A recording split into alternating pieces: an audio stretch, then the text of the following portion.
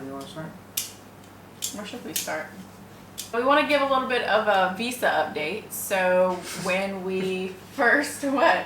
The visa update. So Originally we were told that we should come to Indonesia first and apply for a visa here, and that it was going to be simple, and that we were going to be able to apply online. It's going to be great. And it would kind of fill the gap of when we wanted to leave the U.S. to when we needed to be in Thailand.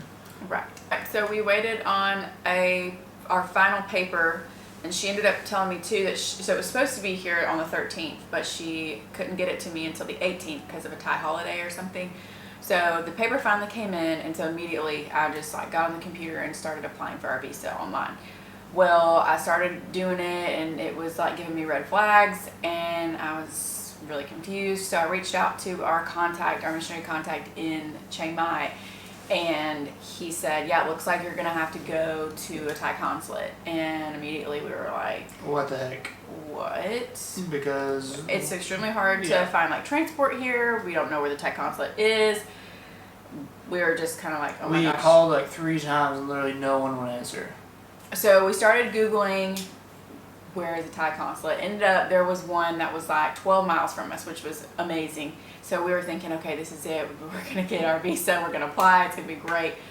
Even though 12 miles takes an hour and a half to get there. Yeah, so we ended up finding transport. Like I said in my blog post, or Brandon said in the blog post, our Airbnb host ended up being a driver as well. And so he was super helpful to us, and he said he would take us, and we were so thankful. So he ended up taking us to the Thai consulate, and we told him to wait around because not only did we need to go to the Thai consulate, we needed to have all of our documents now printed out because we couldn't do it online. So now we had to find a printer.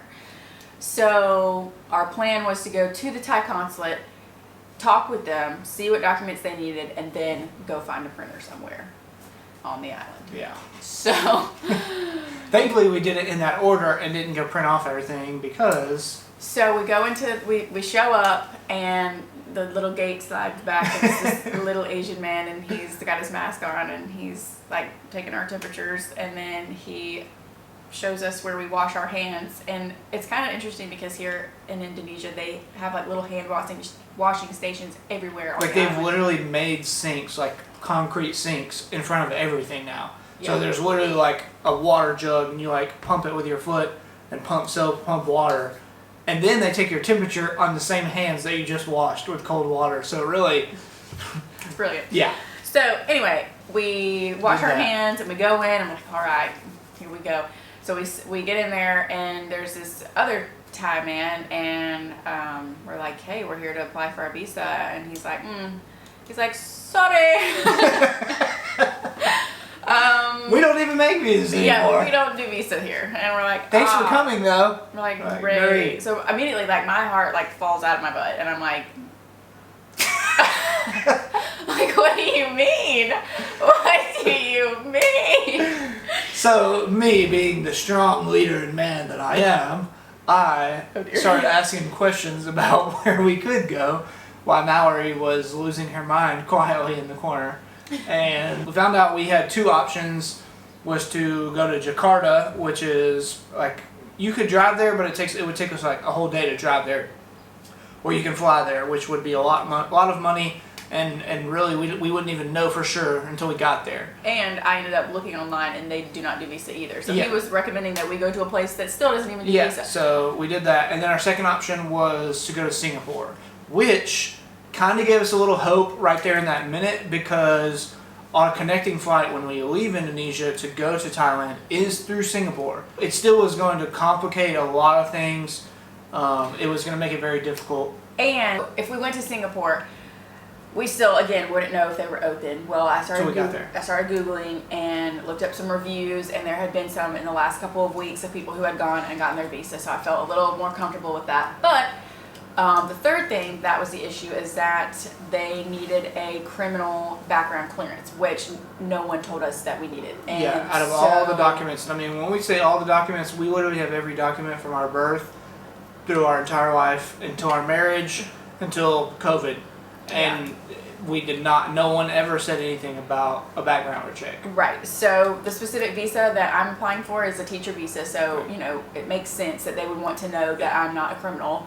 And then Brandon doesn't necessarily need one, but the school still wanted one for him. We reached out to some people in our Sunday school class, and that ended up not really working out because of the way the law works. And then we were finally just talking to Mallory's parents and letting them know, like, we were just kind of venting to them about, like, we were stressed out and kind of the problems we were dealing with. And thankfully her dad had the ability to do it through his job. Yeah, and so it's not a state or federal. It's probably not what they're looking for. Probably, yeah. I don't know. We're just praying that that will be sufficient when they look and see criminal clearance negative, and maybe that's all they're looking for. If not, we won't know. It's been all these problems and all these document problems and lots of back and forth, which another complication that's made this very hard is the lady at the school where we'll be teaching, who is in charge of visas and stuff like that for the people coming, doesn't speak any English. So it's been very hard communicating with her only through email. Yeah. And, kind of broken English emails. So it's been a very complicating task, and it's been very stressful, and, it got us down for a little while. But after weighing both of our options, whether that be going to Singapore or going to Thailand and applying for a visa exemption, we've really been praying that God would direct us, and we believe that we need to go to Thailand and just pray that they accept our documents and pray that they let us in on the visa exemption and just trust the Lord.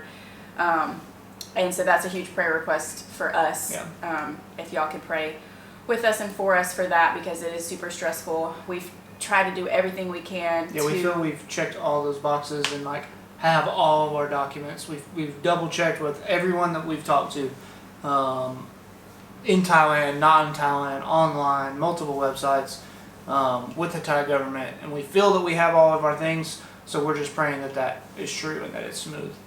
But we know that God has a plan and a purpose, and we're trusting in that. And so when we go in, we're just going to give it up to Him. And I think we both have come to the conclusion, and we were prepared for trials and troubles, coming on this trip. But I think that we maybe just weren't expecting the devil to hit us so hard so quick.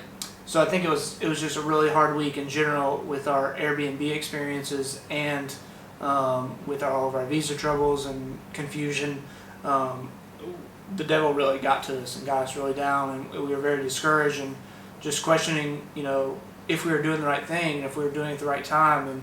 And we just really had to pray and let the Lord take that from us. We have to trust in Him and trust that we're here at the right time for the right reason in the right place, and we can't doubt the Lord, that He has a purpose in this place and in this time.